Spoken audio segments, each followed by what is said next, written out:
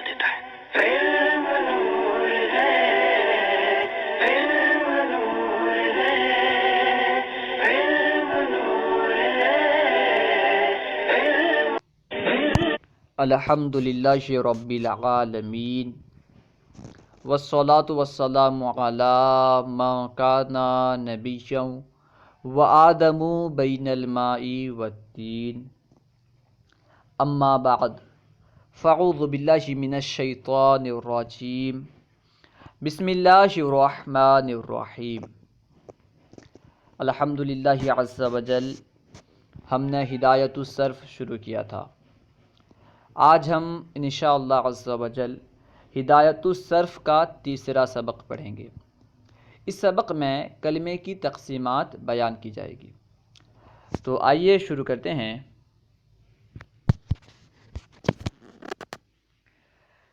تیسرا سبق، کلمے کی تقسیمات۔ کلمے کی مختلف اعتبارات کے باعث 4 تقسیمیں کی جاتی ہے۔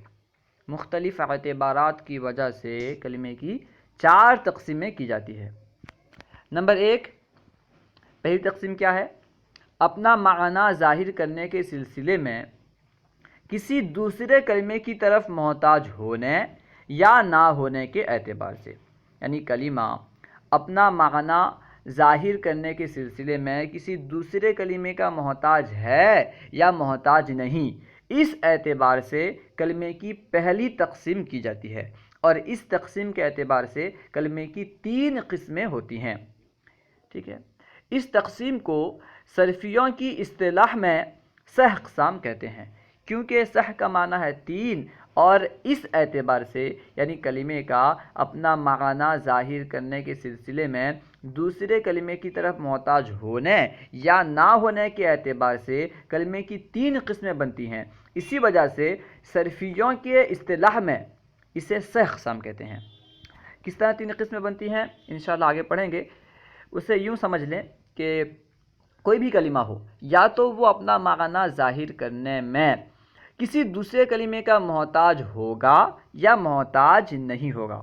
اگر کلمہ اپنا معنی ظاہر کرنے میں دوسرے کلمے کا محتاج ہو تو اسے کہیں گے حرف، اور اگر کلمہ اپنا معنی ظاہر کرنے میں دوسرے کلمے کا محتاج نہ ہو تو پھر اس کی 2 صورتیں بنیں گی، یا تو اس کے ساتھ زمانہ ہوگا یا زمانہ نہیں ہوگا، یعنی جو کلمہ اپنا معنی ظاہر کرنے کے سلسلے میں دوسرے کلمے کا محتاج نہ ہو، یا تو اس کے ساتھ زمانہ ہوگا یا زمانہ نہیں ہوگا۔ اگر زمانہ ہو تو وہ فعل ہے، اور اگر زمانہ نہ ہو تو وہ اسم ہے۔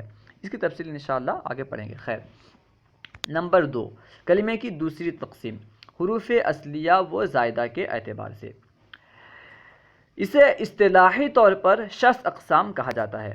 کلمے میں کتنے حروف اصلیہ ہیں؟ حروف اصلیہ اور زائدہ کے اعتبار سے کلمے کی 6 قسمیں ہوتی ہیں، جنہیں 6 اقسام کہا جاتا ہے، کیونکہ 6 کا معنی ہے 6، اور اس اعتبار سے کلمے کی 6 قسمیں بنتی ہیں۔ اسی وجہ سے صرفیوں کی اصطلاح میں اس تقسیم کو 6 اقسام کہتے ہیں: ثلاثی، ثلاثی مجرد، ثلاثی مزید فی، رباعی مجرد، رباعی مزید فی، خماسی مجرد، خماسی مزید فی۔ اس کی تفصیل انشاءاللہ آگے پڑھو گے، ابھی سمجھنا دشوار ہوگا۔ خیر، نمبر 3، حروف صحیحہ ہونے یا نہ ہونے کے اعتبار سے۔ کلمے میں حروف صحیحہ ہیں یا نہیں ہیں؟ اگر ہیں تو اس کلمے کو کیا کہیں گے؟ اگر نہیں ہیں تو اس کلمے کو کیا کہیں گے؟ اس اعتبار سے کلمے کی 7 قسمیں بنتی ہیں۔ اسی وجہ سے صرفیوں کی اصطلاح میں، ٹھیک ہے، صرفیوں کی اصطلاح میں اسے 7 اقسام کہتے ہیں۔ وہی بیان کر رہے ہیں کہ حروف صحیحہ ہونے یا نہ ہونے کے اعتبار سے، تیسری تقسیم کس اعتبار سے ہے؟ حروف صحیحہ ہونے یا نہ ہونے کے اعتبار سے۔ اسے اصطلاح صرف میں 7 اقسام کے نام سے موسوم کیا جاتا ہے۔ 7 کا معنی ہے 7۔ اصطلاح صرف میں، صرفیوں کی اصطلاح میں اسے 7 اقسام کہتے ہیں۔ کلمے میں حروف صحیحہ ہے یا نہیں ہے، حروف علت ہے یا نہیں ہے، ایک جنس کے کتنے حروف ہیں، ایک جنس کے حروف ہیں یا نہیں ہیں، ٹھیک ہے نا۔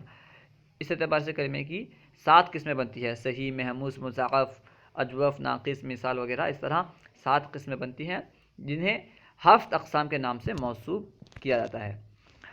نمبر 4، آخری تقسیم کس اعتبار سے ہے؟ بیان کر رہے ہیں آخری حرف کی حرکت کے تبدیل ہونے یا نہ ہونے کے اعتبار سے، یعنی کلمے کی جو آخری حرف کی حرکت ہے، کلمے کے آخری حرف کی حرکت تبدیل ہوئی ہے یا نہیں، اس اعتبار سے کلمے کی تقسیم کی جاتی ہے۔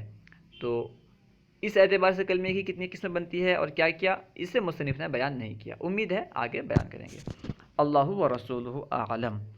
اگر آپ کو کوئی بات سمجھ میں نہ آئی ہو یا درسیات کے متعلق کوئی سوال کرنا چاہتے ہوں تو کمنٹ باکس میں سوال کریں، انشاءاللہ عز و جل ممکنہ صورت میں جواب دیا جائے گا۔